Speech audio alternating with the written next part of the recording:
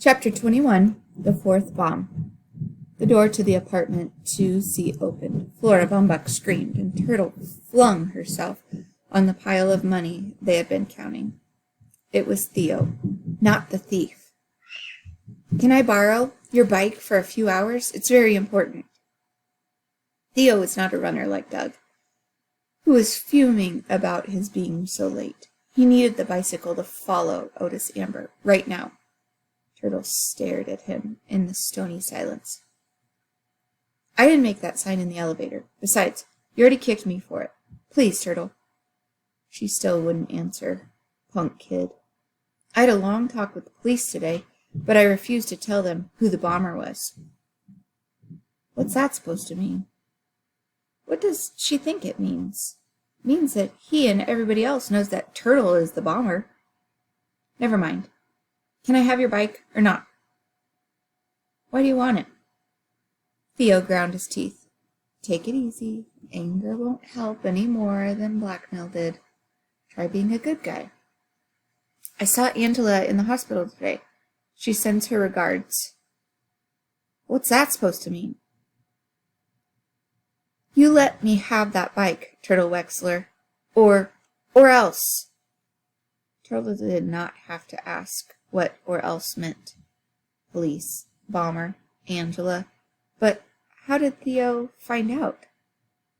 "Here!" She threw the padlock key across the room and waited for him to rush out before she let go of the money. "He's such a nice boy," Flora Bumbuck remarked. "Sure," Turtle replied, dialing the telephone of the hospital. "Angela Wexler, room 325. "Room 325 is not accepting any calls." Turtle hung up the phone. If Theo knew, others knew, Angela had set off those fireworks wanting to get caught. But it was different now. She was confused. Now she was just plain scared. They could force a confession out of her in no time. The guilt was right there, staring out of those big blue eyes. Maybe they're questioning her now. "Baba, I'm not feeling so good. I think I'll go home to bed." Weaving through rush hour traffic on Turtle's bike, Theo trailed the bus to a seamy downtown district across the railroad tracks where Crow and Otis got off. Skid Row. The pair wandered through the dimly lit, littered and stinky street, bending over grimy bums asleep in doorways, raising them to their unsteady feet, and leading the ragtag procession into a decaying storefront. Paint was peeling off the letters on the window. "Good Salvation Soup Kitchen." A drunken wreck of a man lurched into Theo, who put a quarter into the filthy outstretched hand, more out of fright than charity. Snatches of hymn singing drifted toward him as the last of the stragglers staggered through the door. Theo crossed the narrow street and pressed his nose against the steamy soup kitchen window. Rows of wretched souls sat hunched on wooden benches. Crow stood before them in her neat black dress, her hands raised toward the crumbling ceiling. Behind her, Otis Amber stirred a boiling mess in a big iron pot. Theo pedaled back to Sunset Towers at a furious pace. Whatever brought Crow and Otis Amber to these lower depths was none of his business. He hated himself for spying. He hated Sam Westing and his dirty money and his dirty game. Theo felt as dirty as the derelicts he spied on. Dirtier. The judge thought they had finished with their heirs. "Not quite," the doorman said. "McSuthers. Alexander McSuthers. Called Sandy. Age 65. Born Edinburgh, Scotland. Immigrated to Wisconsin, age 3. Education, 8th grade. Jobs, mill worker, union organizer, prize fighter, doorman. Married, 6 children, 2 grandchildren. Westing connection? Worked in Westing paper plant 20 years, fired by Sam Westing himself for trying to organize the workers. No pension." Sandy turned to a blank page, pushed his taped glasses up the broken bridge of his nose and looked at the judge. Name? It had not seemed sporting to investigate one's own partner, but McSuthers was right. This was a Westing game. Of course, she had kept some facts from him about the other heirs, but only because she did not trust his blabbering Josie Joe Ford with a hyphen between Josie and Joe. Age? 42. Education? Columbia. Law degree? Harvard. The judge waited for the doorman to enter the information in his slow, cramped lettering. He had to be meticulous in order to prove he was better than his 8th grade education. It's a pity he had not gone farther. He was quite a clever man. Jobs? Assistant District Attorney, Judge, Family Court, State Supreme Court, Appellate Division. Appellate has 2 P's and 2 L's. Never married, no children. Westing connection? The judge paused, then spoke so rapidly Sandy had to stop taking notes. My mother was a servant in the Westing household. My father worked for the railroad and was the gardener on his days off. You mean you lived in the Westing house? Sandy asked with obvious surprise. You knew the Westings? I barely saw Mrs. Westing. Violet was a few years younger than I, doll-like and delicate. She was not allowed to play with other children, especially the skinny, long-legged black daughter of the servants. Gee, you must have been lonely, Judge, having nobody to play with. I played with Sam Westing's chess. Hour after hour I sat, staring at that chessboard. He lectured me, he insulted me, and he won every game. The judge thought of their last game. She had been so excited about taking the queen, only to have the master checkmate her in the next move. Sam Westing had deliberately sacrificed his queen, and she had fallen for it. Stupid child, you can't have a brain in that frizzy head to make a move like that. Those were the last words he had ever said to her. The judge continued. I was sent to boarding school when I was 12. My parents visited me at school when they could, but I never set foot in the Westing house again. Not until 2 weeks ago. Your folks must have really worked hard, Sandy said. An education like that costs a fortune. Sam Westing paid for my education. He saw that I was accepted into the best schools. Probably arranged for my first job, perhaps more. I don't know. That's the first decent thing I've heard about the old man. Hardly decent, Mr. McSuthers. It was to Sam Westing's advantage to have a judge in his debt.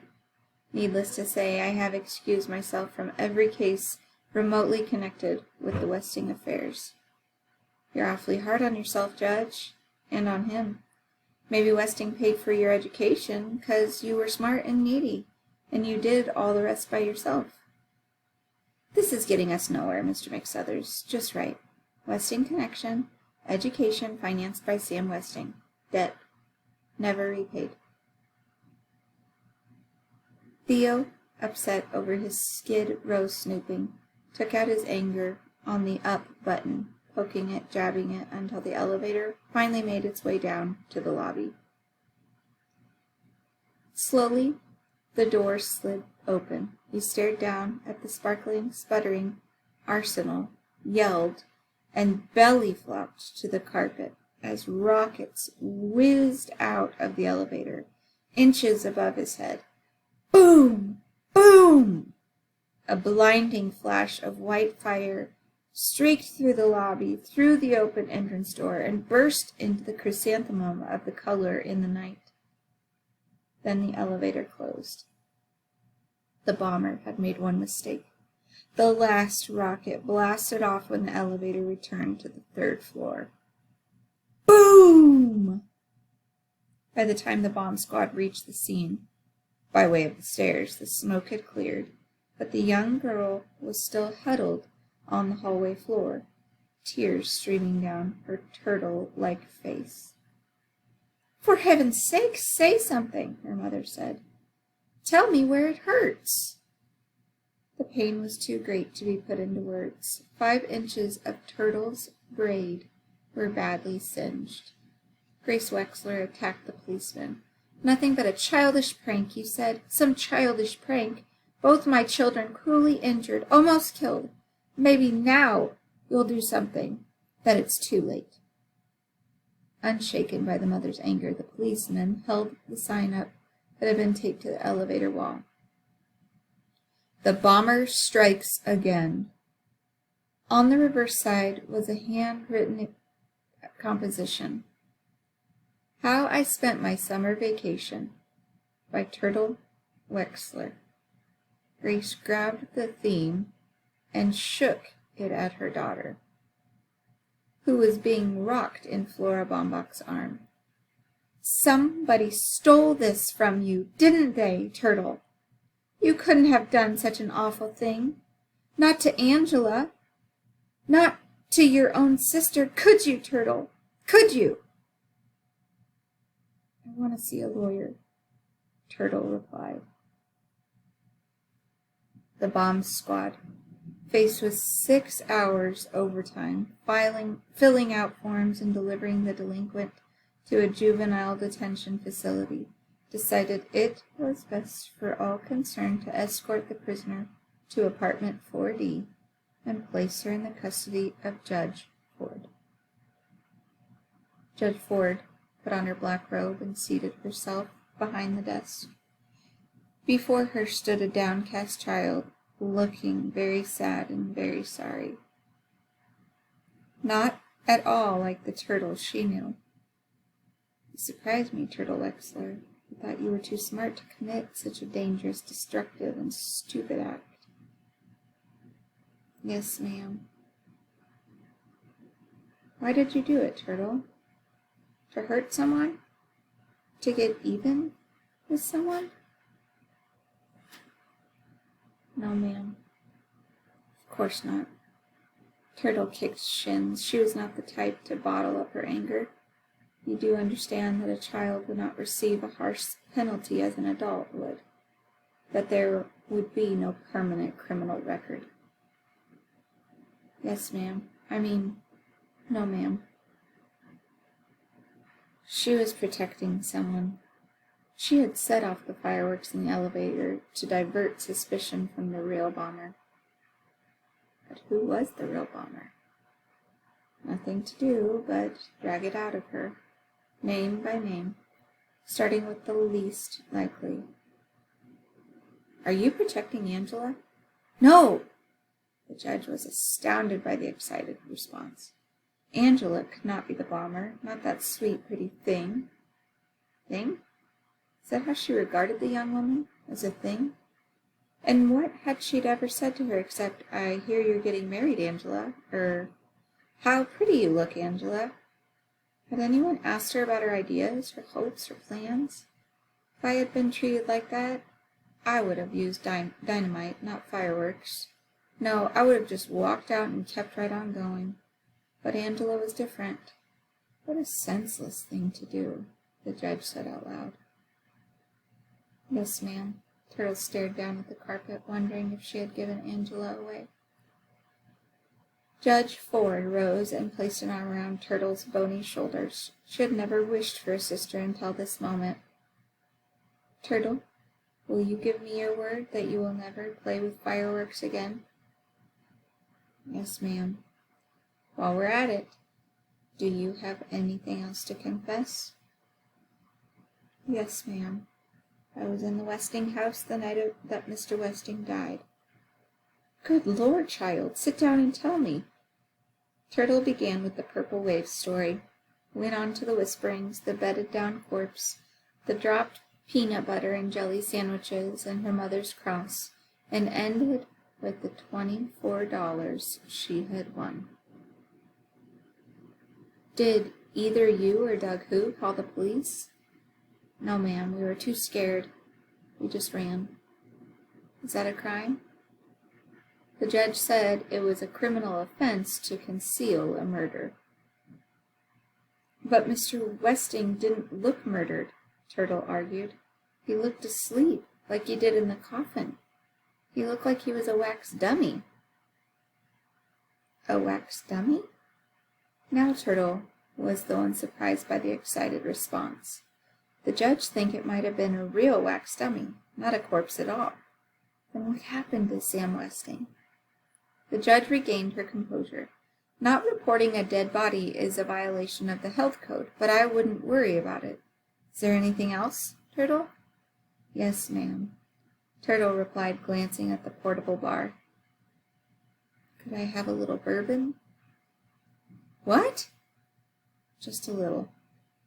On a piece of cotton to put on my cavity. My tooth hurts something awful. Relieved at not having a juvenile alcoholic on her hands, Judge Ford prepared the home remedy. Is that better? Good. You may go home now. Home meant going to Baba. Baba loved her no matter what, and Turtle didn't care if the others thought she was the bomber. Except Sandy. He was walking toward her right now, walking his bouncy walk, but not smiling. Sandy is disappointed in her. He thinks she hurt her own sister. He doesn't want to be friends anymore. How's my girl? Sandy said, cupping his hand under her chin and lifting her head. Phew! Hitting the bottle again? It's just bourbon on a cotton for my toothache. Yeah, I've heard that one before. Honest, Annie. Turtle was pointing inside her wide-open mouth. The doorman peered in. Wow, that's some cavity. Looks like the Grand Canyon. Tomorrow morning, you're going to see my dentist. No back talk. He's very gentle. Won't feel a thing. Promise you'll go? Turtle nodded. Sandy smiled. Good. Then down to business. My wife's having a birthday tomorrow. I thought one of your gorgeous striped candles would make a swell present. There's only one candle left, Turtle replied. It's the best of the lot. 6 super colors. I spent a lot of time making it. That's why I wouldn't part with it. But since it's for your wife's birthday, Sandy, I'll let you have it. For only $5. And I won't charge you sales tax. Try not to stick your fanny out so far, Angela said from her chair. Now that Sidel Pulaski depended on crutches, she lurched clumsily, hobbled by old habits. Just keep reading those clues, the secretary straightened, shoulders back, stomach in, until next step. With her telephone switched off and contagious disease added to the no visitor sign, the bomber victims had privacy at last. Sidel had twice read the entire will aloud. Now Angela, her hands unbandaged, was reshuffling the collected clues. Grains. Spacious, grace, good, hood, with beautiful majesties from thy purple waves, on no mountain. Again, Sidel ordered. Change them around and read either the word on or the word no. Both together are confusing.